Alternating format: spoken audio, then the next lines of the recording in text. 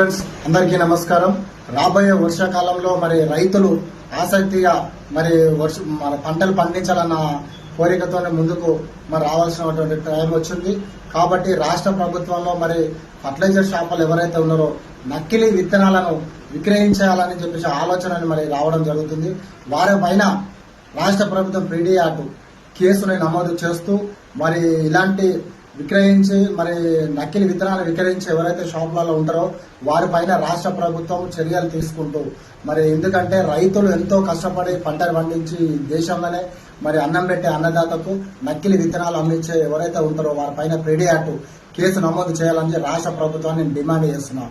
ఎందుకంటే పేదవాళ్ళు రైతులని ఈరోజు తెలంగాణలో అకాల వర్షాల వల్ల కూడా ఎంతో ధాన్యాలు నష్టపోయాయి. మళ్ళీ ఇప్పుడు అకాలంగా వచ్చే మరి కాలంలో కూడా ధాన్యాలు పండించే టైం ఉంటుంది. కాబట్టి వారిపైన మరి నకిలీ విత్తనాలు ఎవరైతే